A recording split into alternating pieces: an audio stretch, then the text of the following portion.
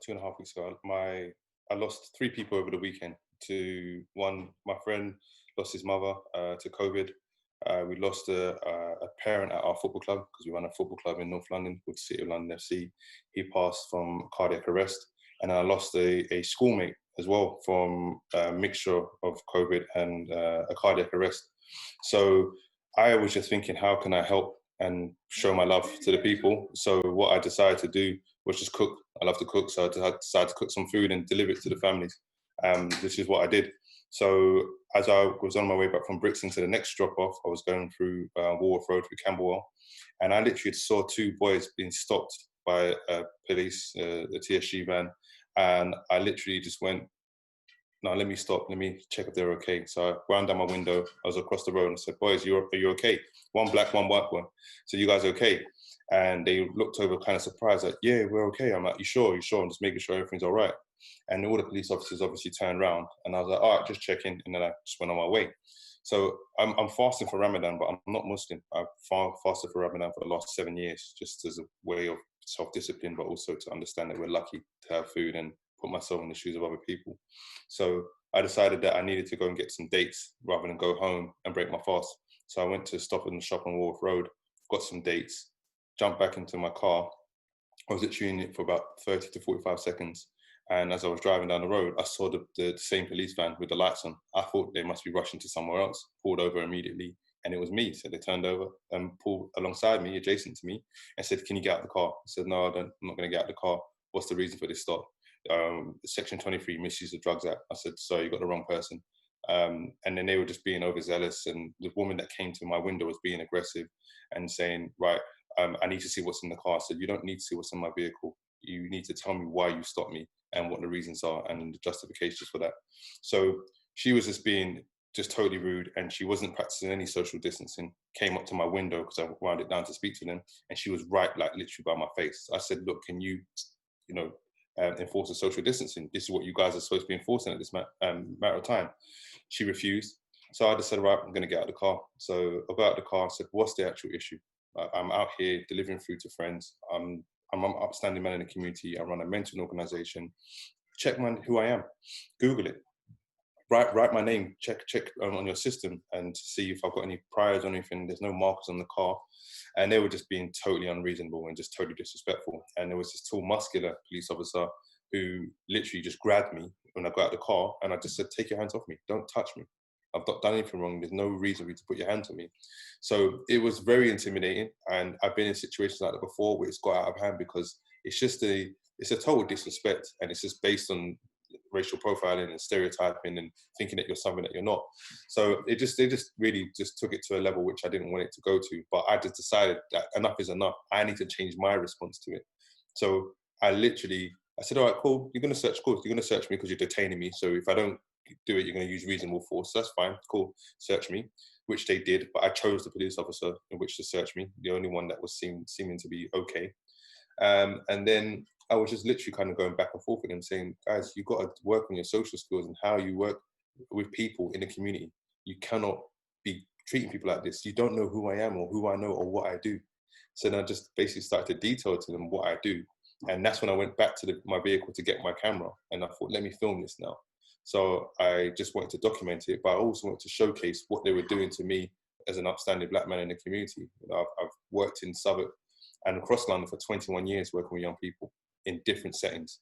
For football coaching, I've coached Jadon Sancho, Reece Nelson, all the top players from Southwark. I've coached a lot of those boys. I've mentored so many people into their careers and what they're doing. I've just supported people. So the issue that I find is that because I'm wearing a hat, which I'm really now just pushing this whole hat just to break down this stereotype that I've got a hat and I've got a beard. So it means I must be a drug dealer if I'm driving a tinted vehicle or walking down the street a certain way. And the fact of the matter is that you ascertained that I was a drug dealer in 30 seconds.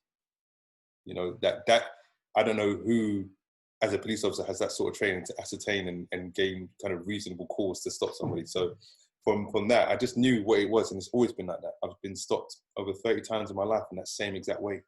You know, we're requested to be searched and reveal who I am. And I just had enough. After 24 years, I've had enough. I was assaulted by a police officer at the age of 14, just going on the way back from school to home.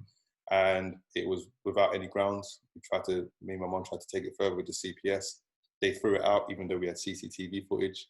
We had eyewitness accounts. He assaulted me with his truncheon twice on my abdomen, handcuffed me, dragged me along the platform, up the stairs. So my view of the police was already skewed as a 14-year-old. But when that happened, I couldn't stand the police. I actually despised them. So anytime I had any encounters with them, it would always be that underlying anger and that injustice that I suffered. So, and just knowing how they treat us as Black British citizens, and they seem to treat us like we're foreign enemies or something like that, you know, and we're contributing to the community so many different ways. But it's just an absolute disrespect and a total disregard for my reputation as a man in the community who's built that up slowly for over 21 years. You know, as I said, I'm outstanding. I do what I can for my community. Everyone knows this. And the fact is, they stopped me on a main road, a high street, and there could have been a head teacher from one of my schools driving past. Someone could have seen me and be like, I saw Sayce being searched by the police. They look like they might have been drugs. That's what people will assume. And I just said, no, this is defamation of character. This is disrespectful. So that's why I documented it and thought, let me school these police officers, like my students, like my mentees, and let them understand that they stopped the wrong person. You've described a situation where it would have been so easy to be angry, to be frustrated, but you had the presence of mind to go back to your car, get your camera, start filming. How difficult was that? I mean, you must have worked on that for a number of years. How difficult was that?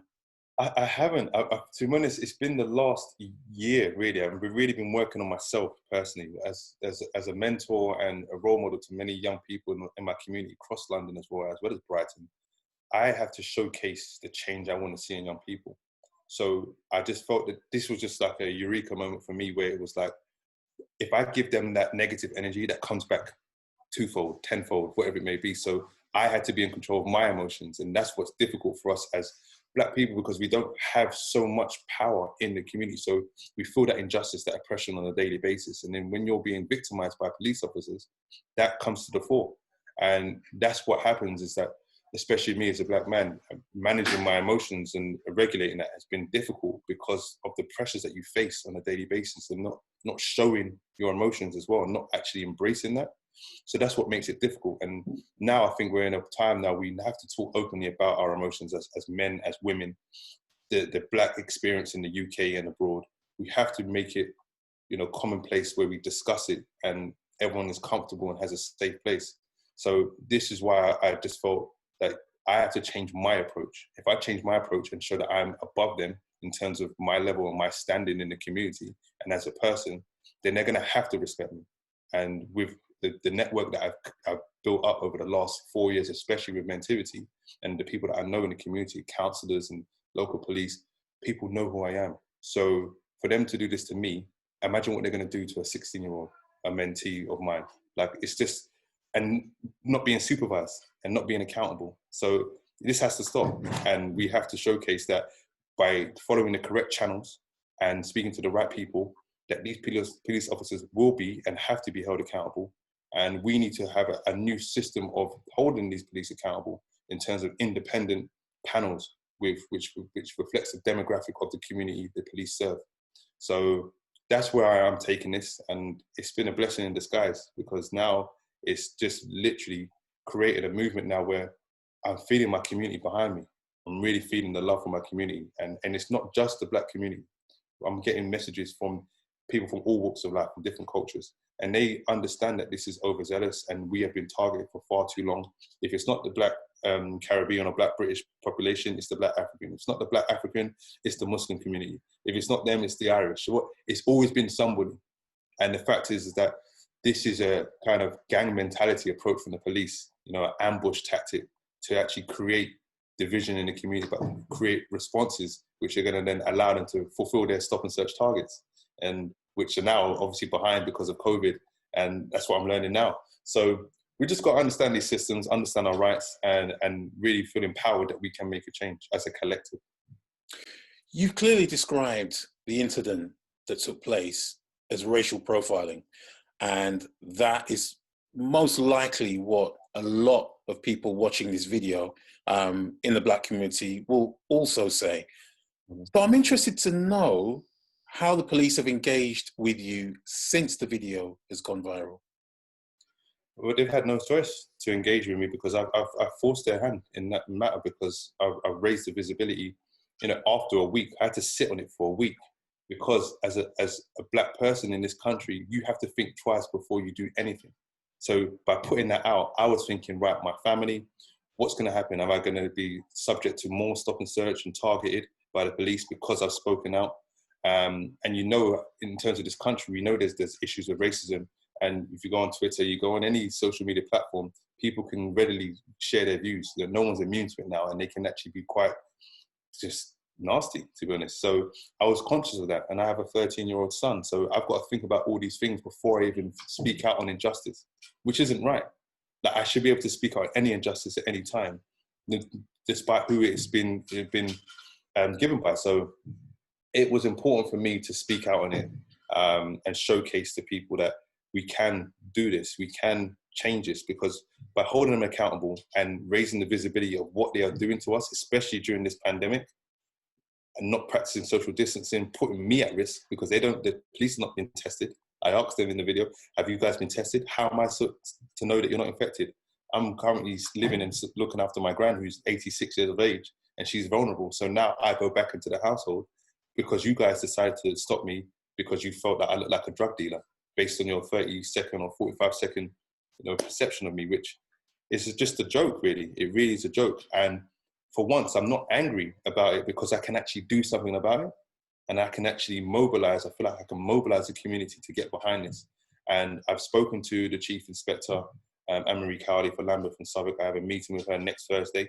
I'm in dialogue with those around the Borough Commander, Colin Wingrove, for Lambeth and Southwark. So now it's about showcasing to people that, right, this is what you do in these matters of injustice with the police. And we have to keep raising this because since this has happened to me, I've seen about 10 of these same situations, probably worse, because they've used handcuffs. My friend Dwayne Francis, they did that. He's a teacher. Another young man, Samuel, who reached out to me yesterday, they did it to him in Shoreditch, choked him out, had him on the floor. Like, this is not, as I said, this is not the way that you should be policing us. Like, you stand for freedom, you stand for equality, you stand for justice, but you're not practicing it in your daily duties. How can you then be so contradictory in your approach? So we have to, as a black community, as a wider community, we have to hold them accountable. And these overzealous rogue police officers that just literally get off and hurting people and disrupting people's lives, and all this injustice that goes with it, that it's got to stop. You know, that time is done, and we have to progress as a community. Obviously, the video has gone viral. There's been a lot of comments, a lot of discussion about it on social media. But I think that reflects the fact that there are a lot of people in our community who respond to it because they've gone through similar situations, similar circumstances. So given that, how confident are you that it's actually ever going to change, that the police are ever going to stop disproportionately targeting young black men in particular? So for me, I think it's about infiltrating the system. And when I mean infiltrating, I mean that we do have to have more police officers that represent our demographic and represent the black British population. That's controversial in itself because everyone has a skewed view of the police and how they've treated us. And if you're a black officer in the Met, then you're already a sellout. And that's how we look at it. But we've got to stop having that approach, because if they're there and they're representing us and they're then overseeing a situation where this might be happening, they speak up on it, then they've got our back because they understand what is going on. And officers that are stand by and let this happen, they're just as bad as the ones that are carrying it out. Like, you cannot be a police officer and not stand up for injustice. Like, it doesn't make any sense. But for me, I've already been asked to be on the independent advisory group for stop and search for Lambeth and Southwark. Like, these things I'm actually going to just follow up now. We need to be sitting on boards and advisory groups. We need more representation for people that are actually doing the work in the community, not just the tokenistic leaders that we have in the community. And I don't see myself as a leader. I see myself as part of a system of change and part of the human family where we need to speak up on these matters, because I feel that where we're going in life and in this civilization, that we're on a path to destruction if we don't start to infiltrate these systems, start to understand it, but create better futures for our young people and our children. You know, I have a son, I have nephews, I have nieces, and what world and legacy are we going to leave behind for them? So that's what's important to me. And there will be change. You know, I had a meeting yesterday with an official from Number 10, who's advisor to Boris Johnson, and he just spoke about helping us with what we're doing, but also helping to influence policy through our work on the ground. And that's where I'm taking this, because I never really felt empowered to make changes outside of my community and be accepted in that regard. But I don't really care about acceptance. I care about justice. I care about equality. I care about speaking up for what's right. And I care about my people. And I think now we've got a next generation of leaders in the community. We have United Borders, we have Justin Finlayson, we have Amani Simpson, we have Steve Orenthal from Proud and Gifted. We've got so many people in the community. We've got Akala, we've got, our culture is so central to what it is to be British right now. People identify with Black British culture before they even identify with the Queen now. They'll start talking about Stormzy, they'll start talking about drill music, they'll start talking about everything that we brought, our actors, Hollywood. There is a demand for it, and it's our time as Black Britons to really now excel on the world stage, which we have been doing over the last 3-4 years.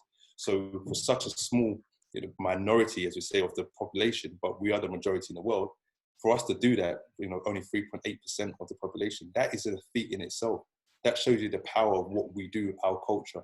So I'm not going to stand by and allow us to be bulldozed by the powers that be, and on a daily basis. I'm not going to stand by and let our young people be victimized in school settings, outside of school. This is why we do the mentoring with Mentivity, early intervention. We have to solve this issue ourselves. This is a community issue.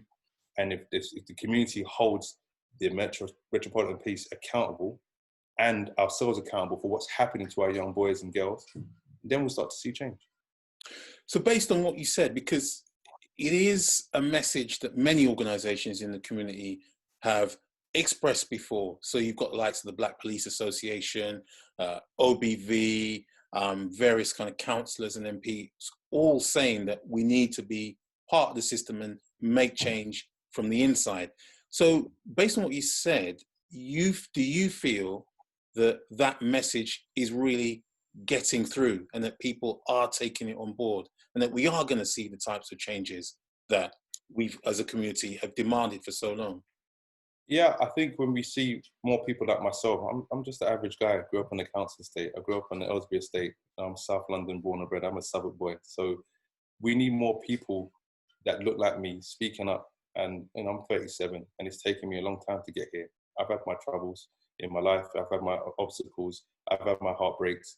But this has shaped me to be the person I am. And my passion is my community. And I think if we as a community, everyone understands that by investing time in yourself first and foremost, and investing time in your young people, because that's all they want.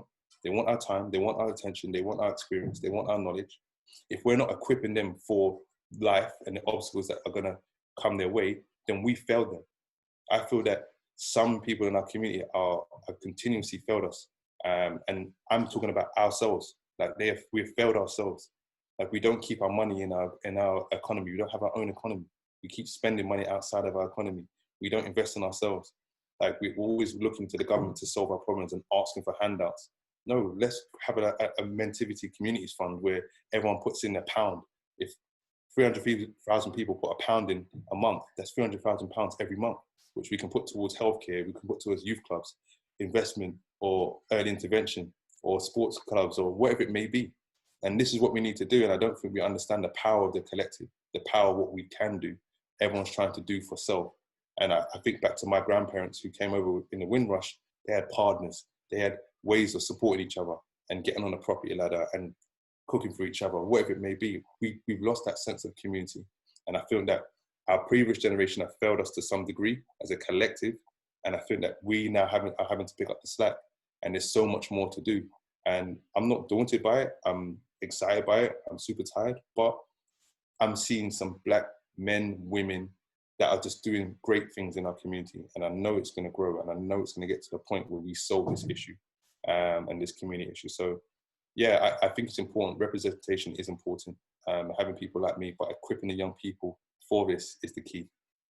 And just going back to your experience on what happened on the night, Sayce, as I mentioned, a lot of young Black people, have been stopped and searched by the police. What advice would you give in terms of handling a situation like that, not letting it escalate? Because, like I said, there'll be a lot of people watching this who also seen the video and seen you just respond calmly, but insist on your rights. So what advice would you give them to handle a situation like that? I think it's two things. I think it's about emotional regulation. And that's something which I had struggled with as a young man, because there was a lot of underlying anger for me in my life and the experiences that I faced. And I think once you give out that negative energy, it's going to come back to you. So I think it's about, by being informed and knowing your rights, that will give you the confidence to then articulate yourself in a certain manner. And it's not rising to what you're getting in terms of negativity. If you're not being detained, then you have no right to stay. So ask the officer, am I being detained? Am I free to go? They say yes, then you're on your way. And not enough young people know their rights. Not enough adults. I don't know my rights. But it's about us now using this video, as we're going to use it as a resource in schools to educate young people. And, you know, we're thinking of calling it the section boys because it's different sections. So literally, obviously, predominantly police officers are male, but it's about now breaking this down and delivering it to young people in schools, at home. So we have almost a stop and search Bible, which young people then can adhere to from a young age. If you're then having to practice this over time, you know, from the age of 7, 8, which sounds really extreme, but we have to prepare them for this. So when you're prepared, then you can overcome. If you're unprepared, you're going to fail. And with those things, when we fail with police, it can end in very negative ways, and in assaults or being charged with something or being charged with an offence. So it's about being informed. It all comes down to learning, down to education, down to us as the elders to pass on to the next generation so they can pass on to the next generation. And that's what we're not doing. Like, we're not passing on anything. We're not passing on generational wealth. We're not passing on generational knowledge. We're not passing on how to even embrace our mental health. You know, it's Mental Health Awareness Week. And I've done a number of interviews about my mental health journey. And it's not a negative stigma. It's important that we speak about it because we've been oppressed for longer than we can remember. And we've got a lot of trauma, which has been passed on. That's generational trauma. So we have to start to undo that. Because I realized when I had my son, 13 years ago, that I've got to change. He's going to look up to me as his role model, his Superman, because that's how I looked at my dad. And it's important that you prepare yourself and understand that what you do, your children are going to watch. So if our children watch us, stand by and let this happen to us, what are they going to think of us? What are they going to think of us? So we have to earn the respect of our young people too.